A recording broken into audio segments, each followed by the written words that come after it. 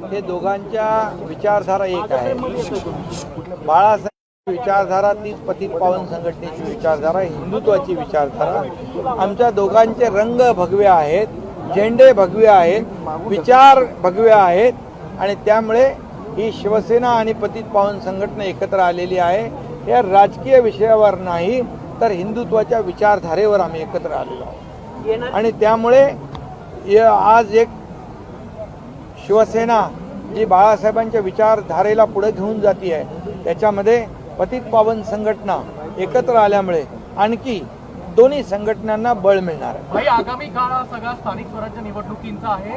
उद्यापासून सगळीकडे बैठकांचा सिलसिला आहे। महायुती म्हणून निवडणुकांना तुम्ही कसं सामोरं जाणार आहात आणि त्याची भूमिका काय? लोकसभा महायुतीने आम्ही लढवली, विधानसभा महायुतीने लढवून लँडस्लाईड विक्ट्री आम्ही मिळवली। स्थानिक स्वराज्य संस्था देखील भगवा फडकेल महायुतीचाच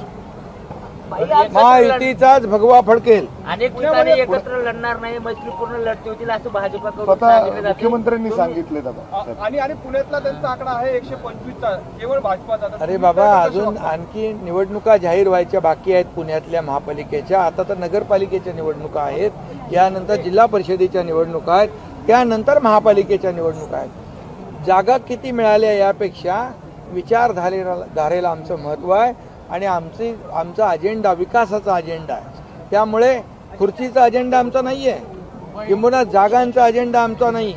या महाराष्ट्रातल्या जनतेला विकासाकडे नेणं, या महाराष्ट्राला विकासाकडे नेणं आणि या महाराष्ट्रातल्या जनतेच्या आयुष्यामध्ये चांगले दिवस आणणं हा आमचा अजेंडा आहे। बाई, पुण्यात आहात म्हणून हा प्रश्न। पुण्यात मुंडव्यामध्ये जो जमीन गैरव्यवहार प्रकरण झालं, अजित पवारांनी सांगितलं व्यवहार रद्द झाला, पण त्याआधी जे सगळं घडलं, अनेक अधिकारी निलंबित झाले, तुम्ही स्वतः लक्ष घालणार आहात का की या सगळ्या प्रकरणावरून अजित पवारांना टार्गेट केलं जात आहे का? यामध्ये मुख्यमंत्री महोदयांनी स्वतः लक्ष घातलेलं आहे। मुख्यमंत्री महोदयांनी त्याच्यात चौकशी लावलेली आहे आणि त्याच्यामधून जो काय अहवाल येईल, दूध का दूध पाणी का पाणी होईल। आणि अजितदादांनी देखील काही गोष्टी स्पष्ट केलेल्या आहेत। फक्त याच जमिनीचा विषय नाहीये, राज्यभरातल्या महार वतनाच्या जमिनी आहेत। जसं आता मुंडव्याचं झालं तसं बोपोडीचं पण झालं, अनेक महार वतनाच्या जमिनी आहेत। यासाठी काही नियमावली बनणार म्हणून यात एकच लक्षात ठेवा, कुठलाही गैरप्रकार सरकार खपवून घेणार नाही, कुणालाही पाठीशी घालणार नाही।